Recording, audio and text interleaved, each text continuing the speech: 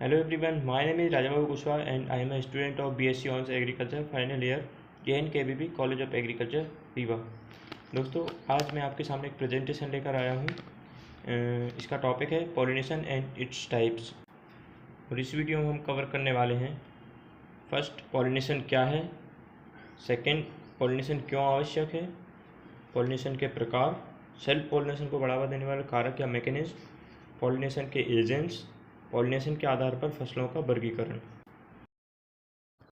First है pollination. परागकणों या पोलेंस का परागकोश से वर्तिकाग्र पर पहुंचने की जो क्रिया होती है उसको परागण बोलते हैं।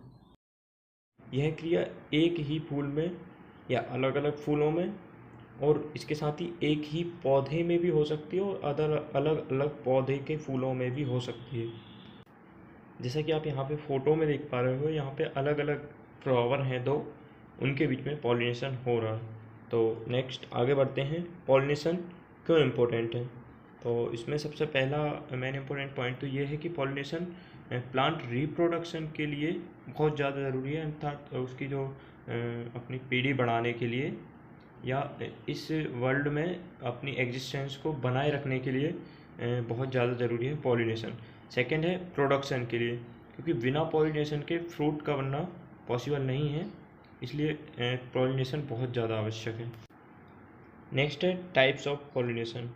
पॉलिनेशन दो तरह का होता है, एक तो नेचुरल पॉलिनेशन जो कि प्राकृतिक रूप से होता है, और एक होता है आर्टिफिशियल पॉलिनेशन जिसको कृत्रिम रूप से किया जाता है साइंटिस्ट के द्वारा। जैसे कि आप इस इमेज में देख पा रहे हो, ये आर्टिफिशियल पॉलिनेशन है। इसमें सबसे पहले तो किसी फ्लावर को चुनेंगे और उसके बाद उसमें एमस्कुलेशन करेंगे। किसी फ्लावर से मेल पार्ट को हटाना एमस्कुलेशन कहलाता है, और उसके बाद उसकी बैगिंग कर देंगे और फिर अपने इच्छा अनुसार जिस भी पौधे के साथ या जिस फ्लावर के साथ उसका जो है क्रॉस पॉलिनेशन अपने को करना है वो हम कर सकते हैं। उसके पॉलेंस को कलेक्ट करके लेकर आएंगे और इसकी वर्तिकाग्र पर डाल देंगे, जिससे कि आर्टिफिशियल पॉलिनेशन हो जाएगा। अब बात करें नेचुरल पॉलिनेशन में, तो सेल्फ पॉलिनेशन और क्रॉस पॉलिनेशन।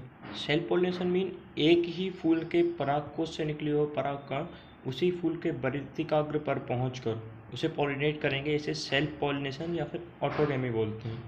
जैसा कि आप इस चित्र में देख पा रहे हो, यहाँ पर एक ही फ्लावर है, उसी के जो है पोलन्स जाकर स्टिग्मा पर जाकर जब उसको फर्टाइल करेंगे या फिर उसको पॉलिनेट करेंगे, इसको सेल्फ पॉलिनेशन बोलते हैं। इसके एग्जाम्पल्स हैं जैसे टोमेटो, सोयाबीन, ब्रिंजल, और नीचे आप फ़ोटोज़ भी देख पा रहे हो, जैसे बार्ले है, टोबैको है, टोमेटो है, ETC बहुत सारे आप पढ़ सकते हो।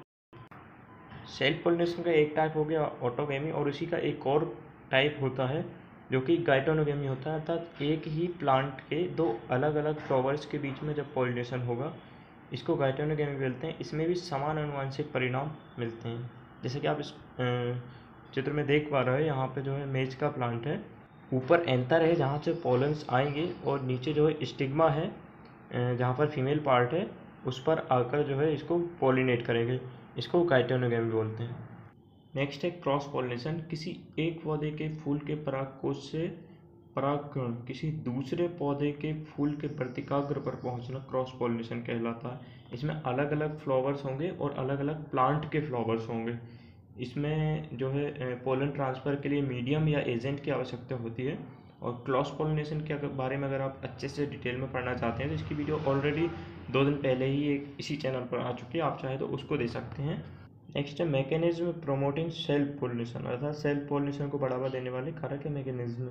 इसमें सबसे पहला है बाइसेक्चुअलिटी, एक ही फूल पर मेल और फीमेल पार्ट्स का होना बाइसेक्चुअलिटी कहलाता है, अर्थात एक ही फूल में मेल और फीमेल दोनों पार्ट्स हैं, इसको बाइसेक्चुअल बोल देते हैं। जैसे कि आप इस चित्र में यहाँ पे जो है मेल और फीमेल दोनों ही उपस्थित हैं। सेकेंड है होमोगेमी, एंथर और स्टिग्मा दोनों मेल और फीमेल पार्ट्स का एक ही समय पर मैच्योर होना होमोगेमी कहलाता है, जो कि सेल्फ पॉलिनेशन के लिए बहुत ज़्यादा ज़रूरी है। थर्ड है क्लिस्टोगेमी, पॉलिनेशन और फर्टिलाइजेशन की क्रिया जब एक फ्लावर बर्ड के अंदर, बंद फूल के अंदर जब ये पॉलिनेशन होता है और फर्टिलाइजेशन होता है, इसको क्लिस्टोगेमी बोलते हैं। इसके एग्जाम्पल्स हैं जैसे कि wheat, oat, rice, barley, groundnut. इसमें 100% सेल्फ पॉलिनेशन होने के चांस होते हैं, क्योंकि फ्लावर बंद रहता है तो क्रॉस पॉलिनेशन होने के चांस ख़त्म हो जाते हैं इसलिए, और ये फूल कभी भी खुलते नहीं हैं। फोर्थ है कैज़्मोगेमी। इसमें भी लगभग क्लिस्टोगेमी की ही तरह प्रोसेस होती है। इसमें भी पॉलिनेशन की क्रिया तो बंद फ्लावर बड में ही होगी, लेकिन इसमें क्या है, फेवरेबल एनवायरनमेंट मिलने की वजह से पॉलिनेशन के बाद फ्लावर ओपन हो जाता है। इसके सेम एग्जांपल्स हैं जैसे wheat, oat, rice, barley, groundnut ETC। Cleistogamy और चेज़्मोगेमी बस इतना ही अंतर है। क्लिस्टोगेमी में जो है फेवरेबल एनवायरनमेंट अगर नहीं मिला तो फ्लावर्स बंद रहेंगे। फिफ्थ है पोजीशन ऑफ एंथर। कुछ स्पीसीज में स्टिग्मा जो होती है वो एंथर्स से इस तरीके से घिरी होती है, जिसे कि आप इस चित्र में देख पा रहे हो, जिससे सेल्फ पॉलिनेशन होने के बहुत ज़्यादा चांस होते हैं। इसके एग्जांपल जैसे टोमेटो है, ग्रीन ग्राम है, ब्लैक ग्राम